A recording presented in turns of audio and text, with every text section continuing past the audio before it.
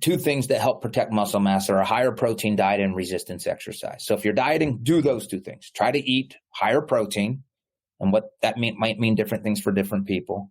The second thing is, resistance train. Welcome to the Wits and Weights podcast.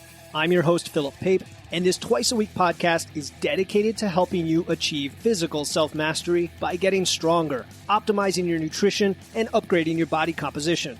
We'll uncover science-backed strategies for movement, metabolism, muscle, and mindset with a skeptical eye on the fitness industry so you can look and feel your absolute best. Let's dive right in. Wits and Weights community, welcome to another episode of the Wits and Weights podcast.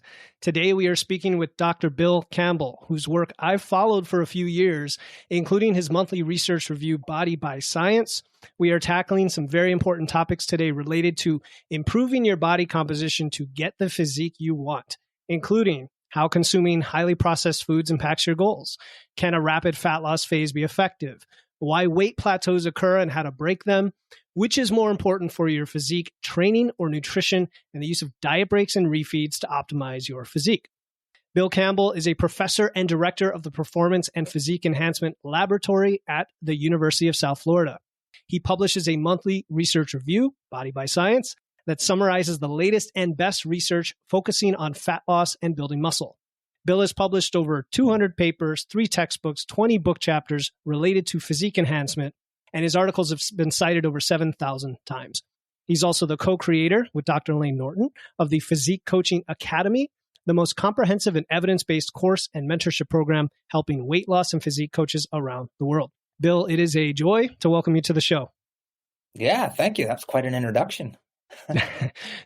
Well-deserved. And you know, what's interesting about you and your work is that, you know, you've dedicated to your career to enhancing how we understand physique enhancement, which is a more niche area of, you know, we talk about body composition, training, health, fitness. Why is that specifically important to you, including the work you do at USF, and what continues to motivate you to push those boundaries? Yeah, so when I use the word physique enhancement, that kind of implies a person that wants to take their physique to kind of an advanced, some might say elite level. So knowing that, I make no apologies with the fact that I'm on the vanity side of our profession. So as an exercise scientist, I serve people that aren't necessarily doing their exercise and nutrition for health reasons, but for vanity reasons. And again, I don't make apologies to that because nobody does this. And there are a lot of health harms that can be done. So one of the things that my research does is we emphasize how to help people optimize their physiques within a maintainable lifestyle. And that part of that statement, that precludes some unhealthy practices that people have done in the past that fortunately we're getting away from. My research does serve bodybuilders. In fact, bodybuilders are who I study. They're the experts of fat loss. I just dial back what they do a notch or two to broadcast to what people like myself. So I don't have a plan to step on stage, but I'd like to look like I could step on stage in the next few weeks or few months. And obviously I do a lot of reading of the obese research as well, because there's a lot to glean from that area. And my career actually started off studying people with obesity. And then over the last 5-10 years, I've gravitated towards this. The more people who are in shape, who are exercising, what do they want to do to go to the next level in a way that they can maintain? So that's what I do. That's what I'm motivated to do. And essentially, I would say I design research studies with my team that benefit me and my wife. Like, how do we want to improve our physiques? How do we want to improve our function? And do this where we can go out for ice cream with our kids and make sure that's part of the plan. So it's kind of a selfish endeavor. Yeah. And when I look at it like that as well. I love it. And you had me at ice cream, man, because that's one of my most enjoyable vices. Especially you're in South Florida, and I told you I grew up in South Florida. So, it's just a thing you have. I think that's a really important distinction you made there or not distinction, but you talked about a focus on vanity and a focus on looks, but making it maintainable. And a lot of people shy away from talking about that or kind of dance around it in terms of talking about why it's something so great for your health. We even talk about body composition and strength training and emphasize a lot of these other things. And at the end of the day, everybody wants to look better as well. It's probably a natural human thing built into our DNA. And like you said, you need to understand how to do that in a healthy way. So how do we balance those things? And specifically, how do we take all the information? So you do research, but man, you can find thousands of articles online about one of these topics. And most people don't go past the abstract, let's be honest. How do you take that and actually apply it to practice and walk the line between the two before we get into the topics? Yeah, and one thing that I also say is my research is focused on your physique, but there's a lot of health snuck in the back door. You can't as a get side benefit, right? Yeah. Yeah. If you lose excess body fat, by default, you're healthier. If you're engaging in exercise, any exercise, if you're walking an extra 2,000 steps per day, there are clear metabolic improvements in your health that will be realized. Now, again, I guess my marketing curtain is, hey, do this to build bigger muscles, do this to lose more body fat. But behind all of that, I just choose not to come at it from a health perspective, right. But it's all there. And the older I get, the more I appreciate it. That's true of anybody. The older you get, the more you start to move your interest from physique to health. And again, not that people ignore physique, but there is a greater appreciation of health the older you get. I don't think that answered your question in terms of, it was actually, but I like that. Let's take that tangent just a bit and pull the thread, because I also work with a lot of older folks, and so older meaning over 40. I'm over 40. And they're usually people who like to lift, but they're like, I got to shed a little bit of extra body fat now. It's come time. And by the way, I'm doing it because I want to be healthy and I'm worried about my blood sugar. But let's be honest, I also want to look good. There's always both. Like, I'd never seen just because we get older. And like you said, you focus more on health than you did when you were young, when you might not have even cared a lick about it because you got all these years ahead of you. That's right. But you never lose that idea of, hey, I still want to look great and feel great because I'm a human. So yeah. And one thought that popped in when you said working with somebody that's older, 40s or older, and we just insulted everybody who's in the 40s, including me. Me too. Hey, it's and now I kind of lost my train of thought. But even if you are maintaining your body fat in your 40s, mid 40s and on, you're actually winning, because the normal progression is you gain body fat in your mid 40s, more in your 50s, more in your 60s. So that's something that a lot of people don't appreciate. If you working just to maintain puts you ahead, if you want to lose, and this is maybe something, I don't know what your history has been with body composition, but you have to work quite a bit harder in your 40s than you did in your 20s to get the same body composition outcome. And a lot of our younger professionals have no clue. They and again, that's not those are who I teach. Those are my students that they just haven't lived long enough. Sure. It's easy for them, quote unquote, in relative terms, right? Yeah. Yes, it is. Again, not yes. Yeah. Relative terms, I think, is the key statement there. Yeah. But it is an appreciation. And then again, you factor in, do your clients have children? What's their work demands? I remember when I was younger, my career, my days, my life revolved around my training. Well, that gets harder to do as life starts obligations. Yeah. It's true. Yeah. Or you get injuries, or in my case, I had rotator cuff surgery about 2 weeks ago. So now I'm like, I can't lift it. I'm going to next week be the 3-limbed man and try to get back into it. But you're right. So why don't we dive into some of the specific topics that I mentioned before then, that cover this, both from a nutrition and training perspective. And the first one is about highly processed foods. I mean, it's kind of out of the blue, but it is an important topic because a lot of people struggle with controlling their intake of highly palatable foods, whether it's fast food, junk food, snacks, sweets, whatever you want to call them, even the ice cream we talked about before. That's my vulnerability. And one of the impacts of our food environment is just that people overconsume this stuff naturally, right? I mean, the studies show that people overconsume highly palatable foods, all things equal, when they're not tracking, when they're not intending to do, stay in a particular trajectory. So what are all the various ways that consuming these foods impact our physique goals? Energy balance being one of them, but I'm sure there are others.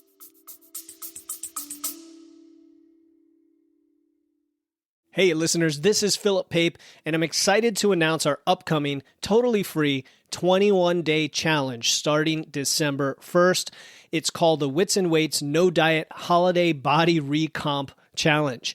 This challenge is about learning how to achieve body recomposition. That's building muscle and losing fat at the same time without dieting or restriction throughout the holidays. I'll be giving you free videos, guides, and personalized coaching in a private group chat to help you enjoy the holidays while being satisfied and guilt-free. The kickoff call is Friday, November 17, and the link to enroll is in the show notes. No matter what episode you are listening to, don't worry. If you're hearing this after November 17, you can still register and get access to the replay and resources before the challenge starts on December 1st. Again, to join the Wits and Weights No Diet Holiday Body Recomp Challenge to build muscle and lose fat without dieting through the holidays, click the link in my show notes. Now back to the episode. Yes, I start with research that's epidemiological in nature, which reports consistently the greater amount of highly ultra-processed foods you eat, the higher your BMI. Stated differently, the more processed foods you eat, the more body fat you have. So there's our base. And then we can kind of look at different research about mechanisms as to why. So one thing, I think you kind of mentioned it, but if you're not active, if you're not on top of your caloric intake, those foods, and I think the best way to mention this is they're engineered to overconsume, and it makes sense from a business standpoint. And I have a degree in marketing. I actually like marketing. I like reading about marketing, and that's my pleasure reading. So I appreciate the marketing side of things, and just even with just highly processed foods, it's so not they're engineered that we're going to keep eating them because it has very little effect on appetite, and just the time savings. Like, it's so easy to open up a package of something and consume it than it is to grill a chicken breast or to cook your rice or whatever your own food prep is. So it's a very hard battle for a lot of people, and a hard battle for myself at times to not default to easier, more processed food choices. Let me just transition that to the base statement of the more you eat, the higher your BMI. There's been one study that was done which did discuss or investigate a mechanism. In fact, this is the only study that's ever actually shown that eating a highly processed food diet will increase body weight and body fat. And what they did was they had subjects for 2 weeks eat an only ultra processed food diet.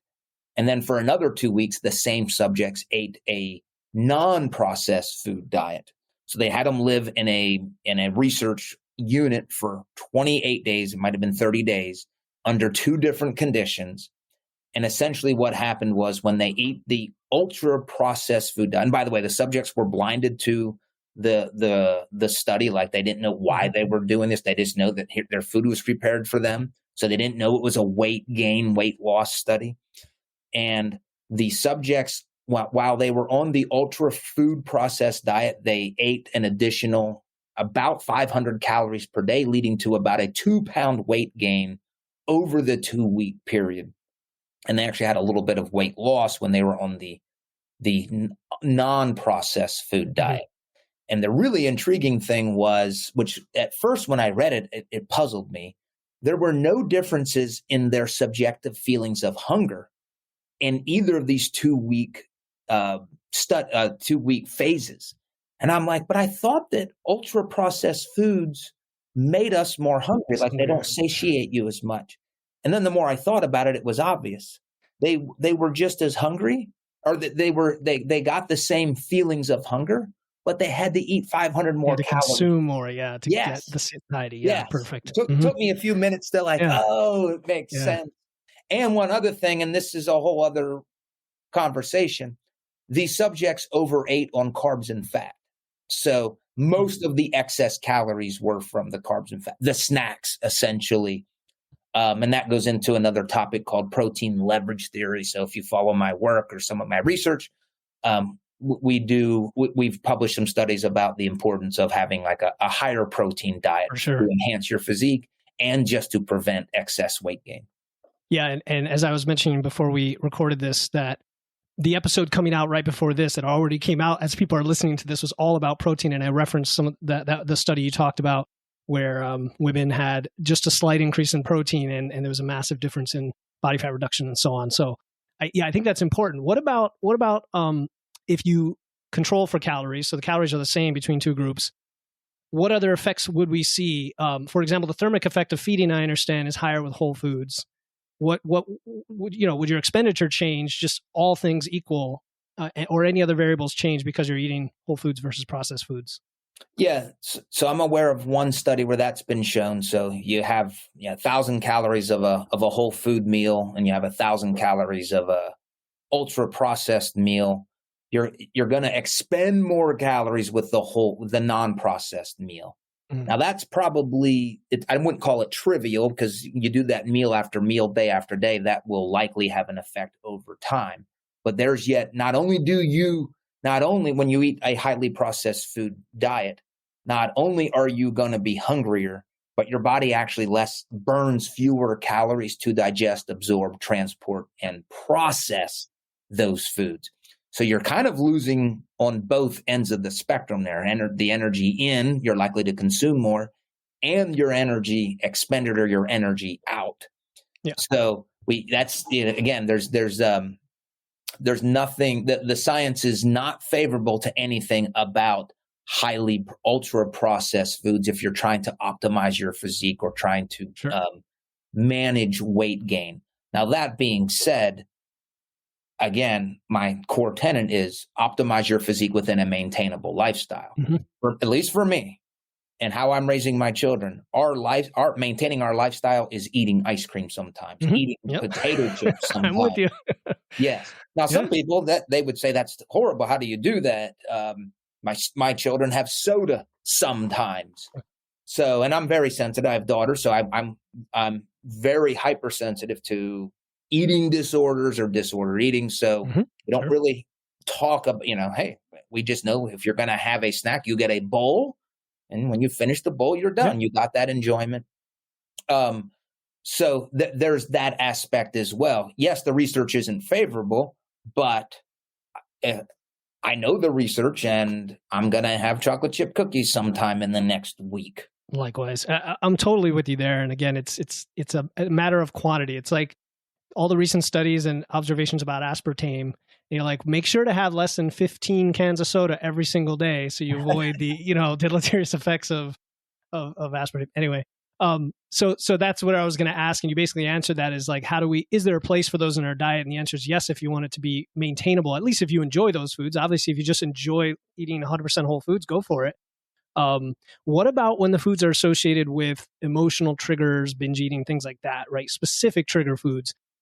Do you get into those discussions in terms of helping people or clients with improving their relationship with food in that context? Yeah, so that's I'm outside of my research expertise when it comes to that, like eating behaviors, behavioral psychology.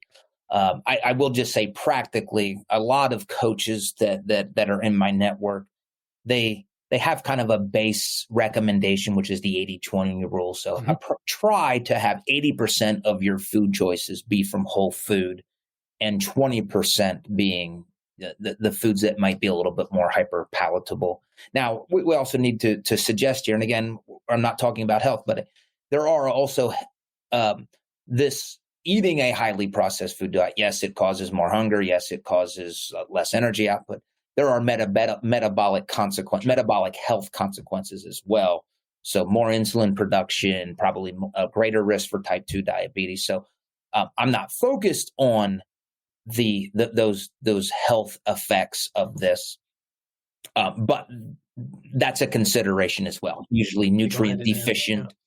But again, I tend to focus on just the adipose tissue side of this, which that's a very health centric focus. Sure. just on eliminating or reducing excess adiposity in somebody. Mm-hmm. Yeah, speaking of nutrients and food science, you mentioned how fascinating it is with the marketing and the science. And I agree. Do you remember that show? The guy from Mark Summers, I think it was, from Nickelodeon back in the day. He had this show about how factories make food, and you could watch them like Twinkies or something. And it's incredible, right? Like the robotics behind it and how they engineer the ingredients to come together. But then when you learn what those ingredients are, you're like, okay, now I understand. Now I understand. It's, everything's ground down to a fine powder and then smashed together, and there's like no nutrition in there whatsoever. But it tastes good, for a lot of people. So yeah. It's funny. I haven't seen that, but I like that kind of stuff. Oh, what was it? What was it called? I don't know. Unwrapped. Unwrapped is what it was. I think it was back in the 90s. I don't know. So then the next topic is I want to talk about is aggressive fat loss. And so when we talk about whole and processed foods for hunger, we talked about controlling calories. One of the scenarios, of course, with improving your body composition is fat loss and managing the symptoms that come along with that, like hunger. So I couldn't imagine eating an all Twinkie diet during an aggressive fat loss phase. There are different reasons people want to lose fat, quote unquote, quickly. And we can define what quickly means, right? We're not talking crash diets. Whether it's an event like a wedding, a vacation, maybe a physique competition, or guys like myself or lifters who I work with who just want to get in and out. They're already in a somewhat lean range, but they just need to kind of cut that excess fat in 8, 10, 12 weeks and minimize muscle loss, right? Yep. So how can rapid fat loss be done effectively? It needs to be done. The research that I'm reading, in fact, we were about to submit my lab's research on a rapid fat loss study. So the answer is based on my interpretation of the research and my own lab's findings. It needs to be very short. So if you're going to be aggressive, or if you're even going to take an extreme approach to fat loss, get in, get out. If you want to protect lean mass, you want to protect your metabolism. The harm is greater. The harm is greater in lean people embracing crash dieting, quick, aggressive, rapid fat loss strategies that go on and on and on. Some of the most recent research that I've read on individuals with obesity doesn't seem to be as detrimental. To be very aggressive. And again, the caveat is in both situations, it needs to be short. When I say, I'll define it, 14 days or less of being in a very severe caloric deficit. And let's define that as approximately 40% or more of a caloric deficit. As soon as you start going longer than that, then in my interpretation of the broad research, which there's not a lot of studies, there's only so much muscle that you're able to maintain in a short period of time. So as these aggressive diets gets extended, lean mass is lost, metabolic rate is suppressed, and then the big catch here is this post diet phase or post diet observation called fat overshoot, where if you've taken an extreme approach to dieting for an extended period of time, your hunger levels, it's a term that describes it, is called hyperphagia, which is basically an uncontrollable desire to eat. So it's binge eating when the diet is over. There's been the hypothesis that this feeling of hyperphagia, uncontrollable desire to eat after your diet ended, will persist until you have been able to gain back the lean tissue that you lost during your extreme diet. So one thing my lab has focused on is let's design diets that protect muscle mass from the first day of dieting so that we never get into this. So there's that sustainable part of this. So protecting muscle mass needs to be a priority when in a fat loss diet.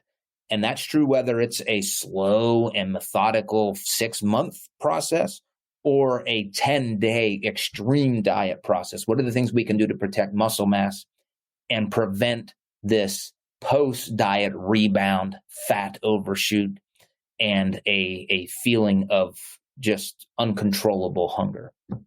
Okay, I want to break down at least 2 or 3 of those concepts, Bill. So the first one, you talked about the aggressiveness in terms of the deficit. You said 40% or more. Just to do some quick math, let's say a male who burns 3,000 calories a day, that would be a 1,200 calorie deficit, which is around 2.5 pounds a week. So assuming that person's, say, 180 to 200 pounds, that is more than the 1% you often hear in the normal range of fat loss, right? You hear 0.25% to 1% of your body weight per week is always the number thrown around. And this sounds like it's more like 1.2 or maybe 1.5%. Is that about right in terms of percentages? Yeah, that seems about seems about right. And again, I like to base it a little bit more on just the caloric deficit. The deficit. So when you say around 40%, yes, if that's going to be extended, I would anticipate losses of lean mass, significant reductions in metabolic rate, which again, do not serve us well for long-term success. Of course not. Okay, but if somebody wanted to lop off 10 pounds in 2 weeks and they're 200 pounds, then that seems feasible. That's interesting, right? Because I was just want to put boundaries on this because I've never gone there with anybody. I don't work with that kind of client, but I could definitely see that being a tool. Hyperphagia, is that induced by the muscle loss itself and some sort of hormonal signals as a result of it? Or is it the fat loss and the shrinkage of your fat cells sending some signal causing that hunger? Do you know the mechanism there? No, what you're asking is debated. So historically, It's been what they would call the lipostatic theory, which was your fat, you're losing body fat, and that causes this hormonal environment. So loss of leptin, increase in ghrelin. That's what causes this. And then we had a protein stat theory, which was popularized by a researcher called Dulu. And he presented data from the Minnesota starvation trial, some very compelling data. Other research in Army cadets that were losing massive amounts of body weight in 5-week periods of time with extended extreme caloric deficits. That research seems to point to it's not the fat loss, because the subjects that experience fat overshoot, where they're gaining significantly more body fat than what they had before they started the diet, this hyperphagia was still occurring even after they had gained all of their body fat back from the dieting. And it persisted until they gained back their lean tissue. So that's the again, I don't, this is not settled yet, but I look at the available evidence and think there's more, it sides more with the muscle. Yes. And then if you're going to ask, well, what's the mechanism with muscle and hunger? I don't know. I don't know if anybody does. There might be people that have been investigating that, but it does seem like muscle is a little bit more important for keeping hunger under control post diet compared to fat loss.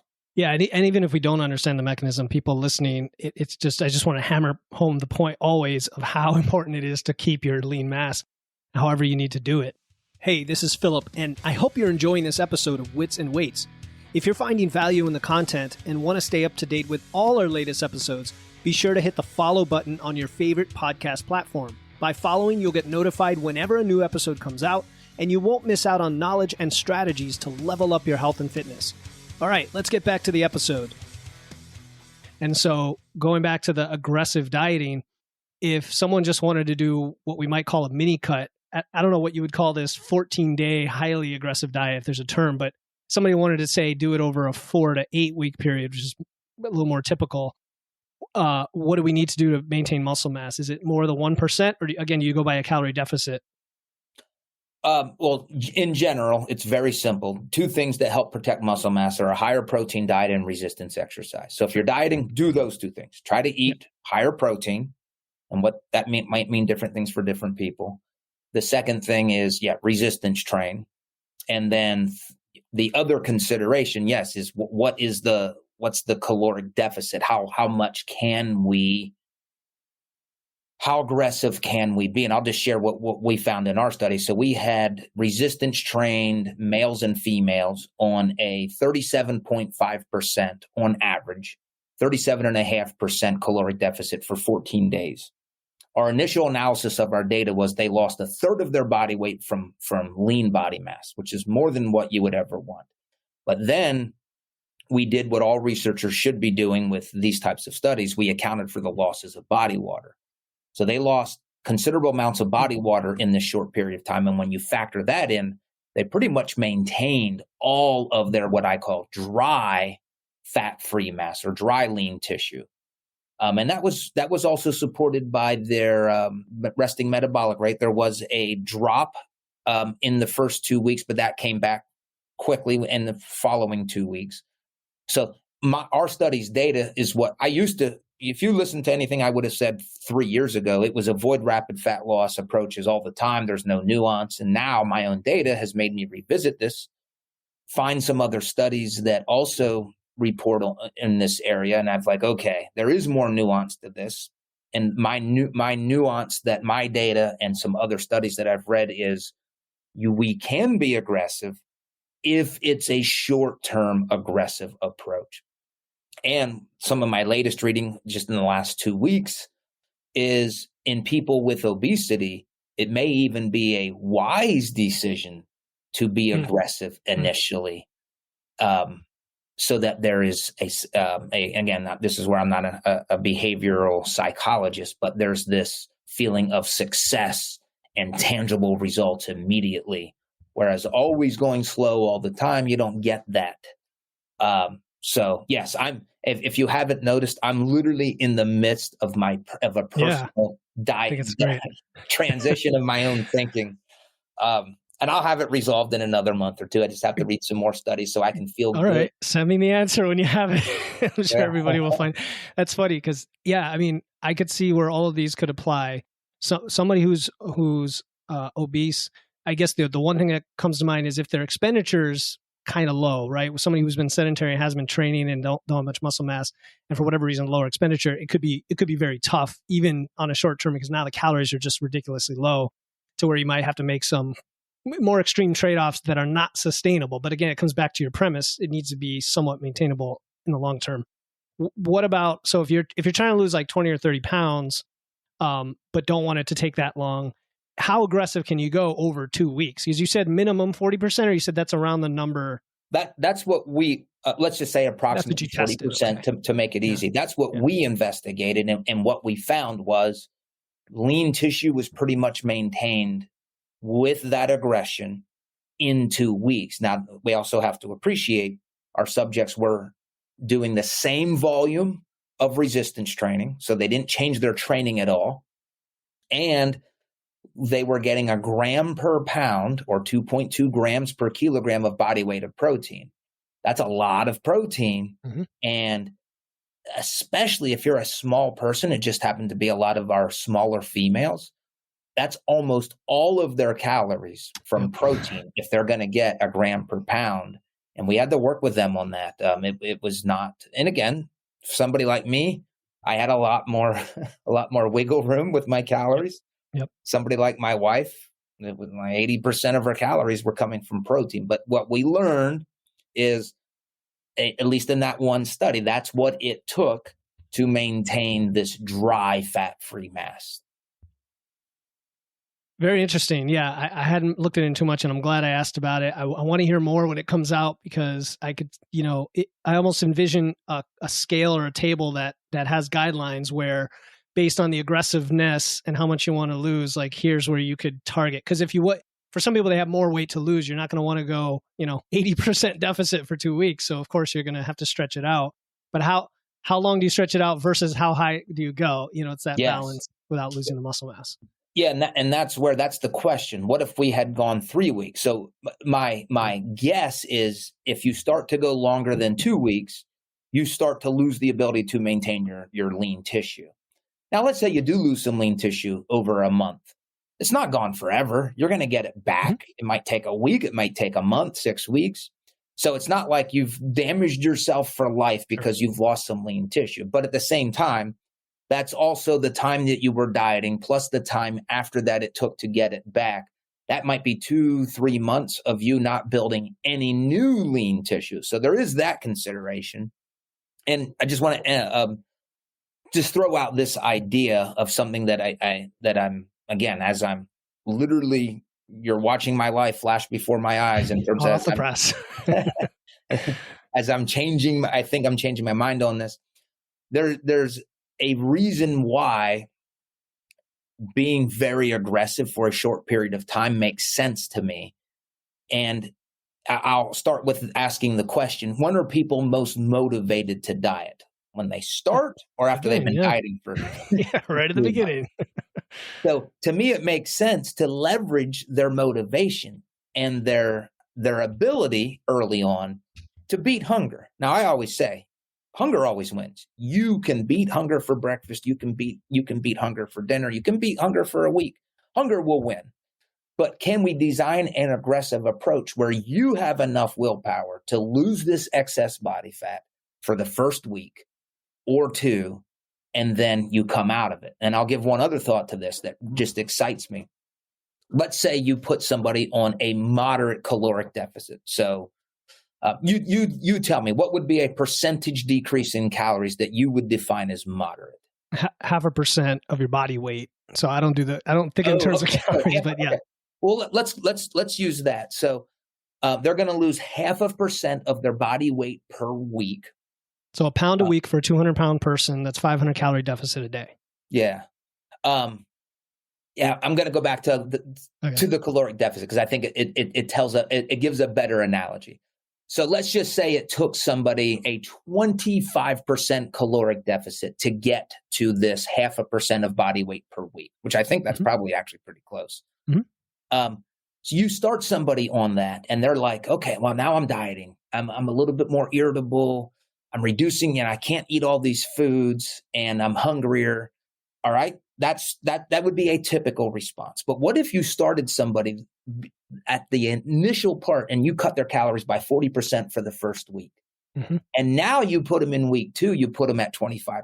Guess what their mindset is? Yeah. I was thinking the same thing, man. A scaled version of this. Start aggressive and then scale it out. It's almost like you've gone up to maintenance with a refeed or something here. Yeah. It's a completely different paradigm. You're like, I get all this extra food. But not really. You're still dying. You're still dying. Now, again, this is where I know there's awesome psychology behind this. I'm not a psychologist. I don't know what it is. But my logical brain says this makes sense. And I'm going to be meeting with my research team today, and we're going to be talking about future studies. And maybe this is something we look into over the next year or two. Yeah, I like that idea. And I've seen a few people do that. And I did it myself two cuts ago, where I did it very aggressive at first and then scaled back intentionally, planned it that way. And for me, it was knowing that my metabolic adaptation would be kicking in. Yeah. And I just wanted to get as much loss at the beginning as I could. That is really good stuff, Bill. So I'm going to actually switch some topics around and bring the refeed topic up to next, because I think it's a natural next step of when we talk refeeds and diet breaks. Dieting for a long time can be psychologically taxing, just like we talked about. So if you do have that extra weight, 30, 40, 50, or even more pounds to lose, they're not going to do that in 2 weeks. You could take this scaled approach. That's one option we talked about. But where do diet breaks and refeeds fit in, and when would you choose to use them? Because that's always the question of do I take a weekend refeed every week? Because that's when it aligns with my lifestyle. Do I take a longer diet break to kind of let things recover for a while psychologically and physically? Talk about that. Yeah, so I'll talk about my opinions, and then if we want to get into the research that I base my opinions on, we can. So we'll start with, I think, both. Again, starting where our conversation started, optimizing your physique within a maintainable lifestyle. So 2 things. One, we know that people eat more food on the weekends, that there's research demonstrating that. So why not design a diet that fits that lifestyle or that fits that data? So allow yourself to have more food on the weekends where you're still losing body fat. And what that looks like is you diet a little harder Monday through Friday so that you can then go back to maintenance on the weekends. And that fits your normal, what research says is a normal eating pattern. Now let's extend that. Diet breaks are typically defined as in weeks, like 1 week, 2 weeks or more. Refeeds are typically 1 day or 2 days.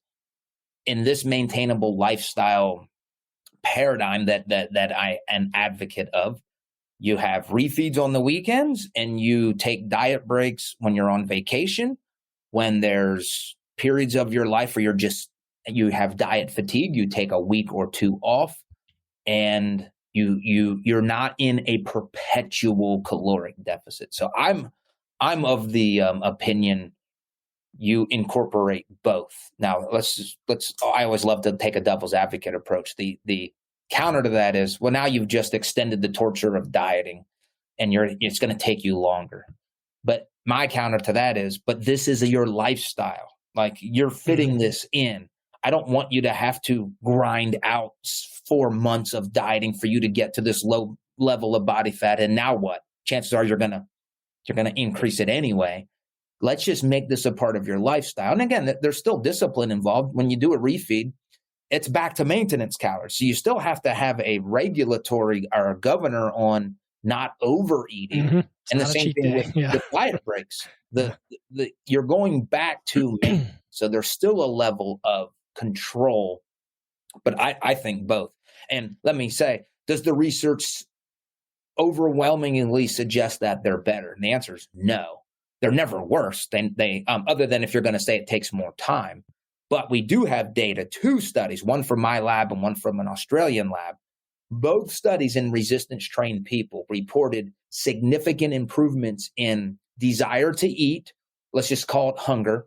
In my study, it was disinhibition, which is the propensity to overeat when stressed or around hyperpalatable foods. 2 different studies, both coming to the same conclusion that if you implement diet breaks, you're less hungry. And if you're less hungry, if these studies were elongated out to 6 months, 12 months, 2 years, again, hunger always wins. Anything you can do to help hunger likely gives you longer term success. So is doing a diet break does it give you some hack that's metabolic advantage? No, research wouldn't say that. But it does in resistance trained active fit people. It does seem to lower hunger levels. And do we know, is that physiological hunger or physical or psychological, or a little both, or does it matter? I don't know. I will say that our data was based on a psychological questionnaire, which is called the eating inventory. It's like a 51 question. And then the other group was, I think, just basic Likert scales, like how hungry are you? It was desire to eat and something else. But both studies came to the same thing. But yes, I know the data was collected, a psychological, how do you feel? But yeah, I don't have an answer as to anything past that. Yeah, no, and it's important that people listening understand it's primarily a lifestyle and psychology thing, even though hunger comes into it, and that it does affect your behavior physically in terms of your food choices, for example. The only caveats I've ever seen is people who are very kind of self-disciplined already and prefer a routine, and kind of shifting things around tends to throw them off. Or people who are maybe very sensitive to overeating naturally. And like you said, it actually reduces it. But perhaps if you have this like looking forward to the weekend mentality, for a small percentage of people, it may not be optimal. But I think for the most people, this is a great strategy. So yeah, and you make a good point. Maybe for a fitness professional working with a client, they can't turn it on and off. So they go on a diet break or a refeed on Saturday and Sunday and Monday and Tuesday, and they can't turn it off. Then obviously we know that that's not a good strategy for that client. Now, I will say that argument is not supported by the scientific research. You won't find there is not a study published. And again, there's not been many studies on this topic, but there is no studies published that would suggest that that there's any issue with people being able to follow a diet break or diet refeeding and having relapse problems. But like you just said, it's intuitive and it's logical that some people will struggle with that. And then we know, don't do this. You're doing more harm than good. And that's just being a good coach and being aware of your client's struggles. Yeah. And you talked about shifting the calories. That's the other thing I want to clarify for folks. At least the way I understand it with refeeds, you could either take a net slow down approach to refeed, meaning you're going to have your normal deficit during the week and then up to maintenance, but now you've slowed your progress down, or you're going to eat, like you said, diet harder during the week. Do both of those count as refeeds, I guess, or one is just a slower rate of loss, I guess, than the other, right? You're saying is what, like a diet break that's more than 7 days, like 7 days? No. What I'm saying is, let's say you decide to have a certain deficit, and then as you're doing that deficit, you say on weekends, I'm going to go up to maintenance, but you don't actually reduce Monday through Friday. It's just going to slow down your rate of loss, Yeah, well, I would say at that point, you're not dieting, right? There you go. You're maintenance the entire time. And then, or we could call it a diet break. And some of us you're still in a slight deficit because you have 5 versus the 7 days. It depends on how much of a deficit you're in. But yeah. Okay, so now the next thing is plateaus. And these are also quite common for folks when they start dieting. So maybe they go aggressively or not, and all of a sudden the deficit that they're in no longer works. We know there's a lot of reasons for plateaus, right? And I'm a firm believer in tracking as much as you can. Some people don't, like to track a ton of data. What's really going on with a weight loss plateau with most people from what you've seen, right? Is it the metabolic adaptation? Is it, body recomposition? Because a lot of folks are new to lifting and they're getting into this. What is it? Well, yeah, let's start there. So if you're somebody who is lifting weights or even just aerobically active when you're dieting and you're taking creatine monohydrate, which you should be, everybody should be taking, that's fit, that's active, should be taking creatine. You're doing everything you can to prevent the scale from moving. And so appreciate that. You're not going to see somebody, I'll just use my mom as an example, who doesn't, when she goes on a diet, she does no exercise. Well, she's going to have more visual success of the scale moving because she's not maintaining muscle mass. She's not eating higher protein, which helps protect muscle mass. She's not taking creatine, which helps preserve muscle mass. So there's one consideration. Let's give ourselves a little grace if we're doing everything we can to maintain muscle mass, which works against the scale from moving. Mm-hmm. The real question that you asked is, well, what's the cause of it? And it's one of two things. It's either metabolic adaptation. So your body is failing to respond to the caloric deficit that it once did. So your body has adapted to what you were doing such that what you were doing is no longer having the same impact. And then the other side of this is a lack of adherence to what you used to be doing. So I can pull research studies to support either. So the latest one that I read was a mathematical modeling study. This was in one of my recent issues of Body by Science.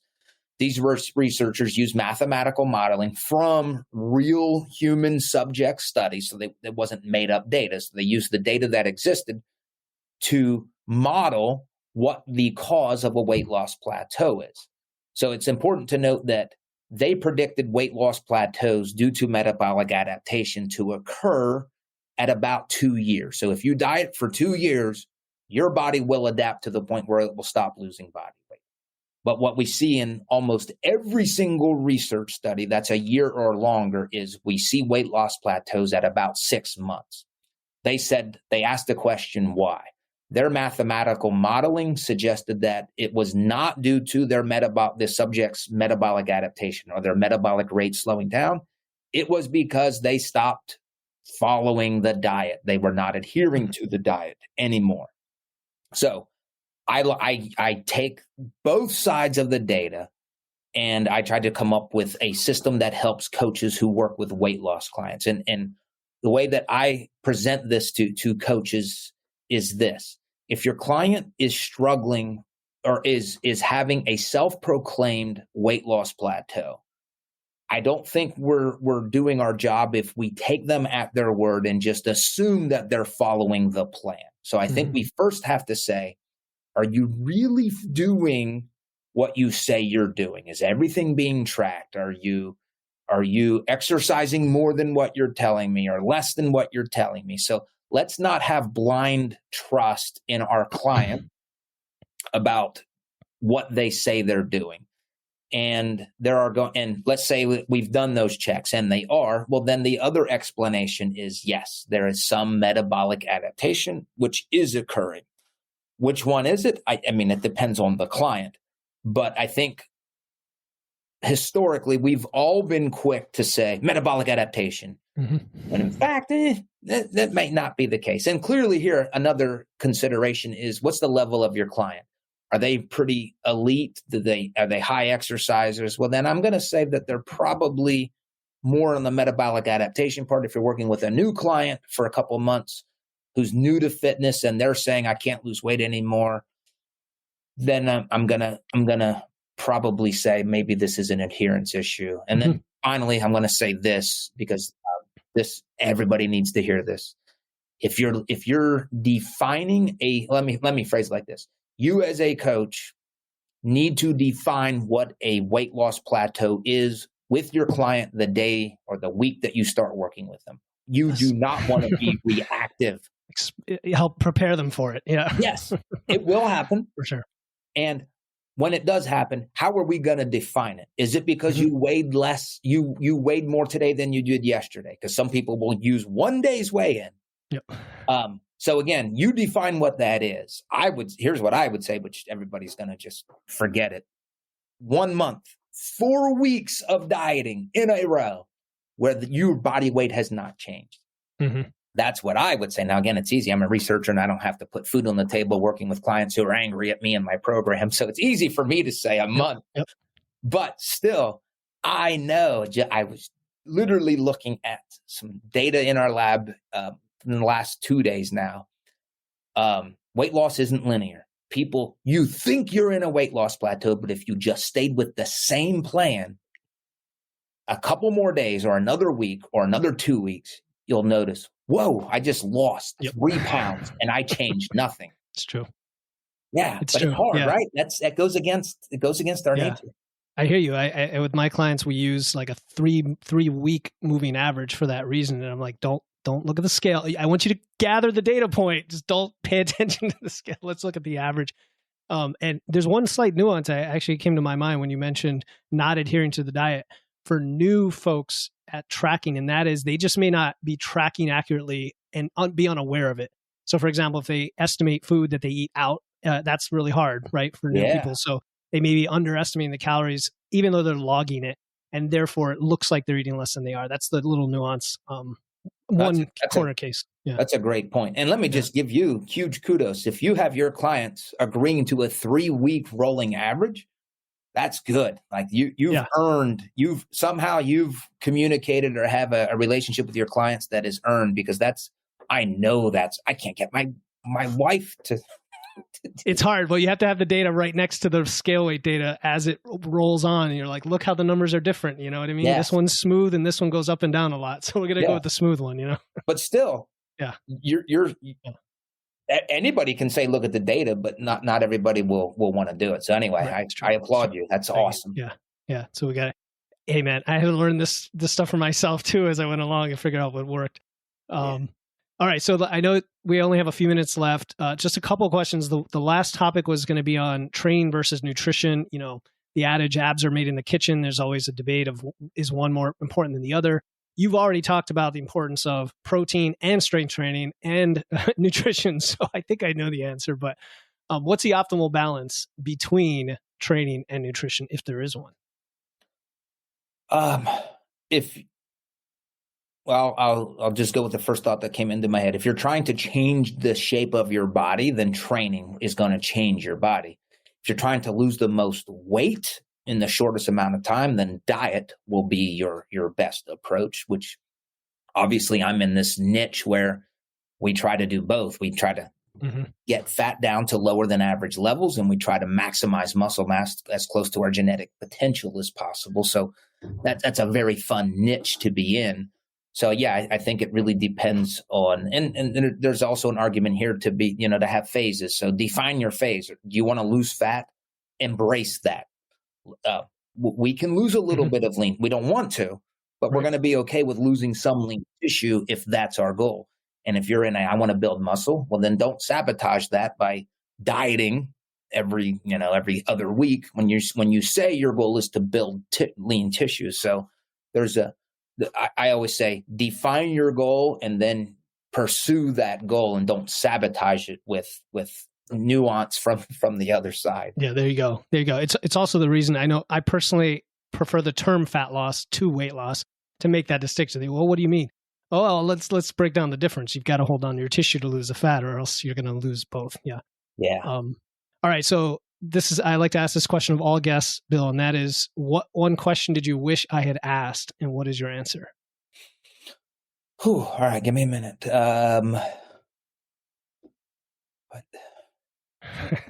Okay, I got it.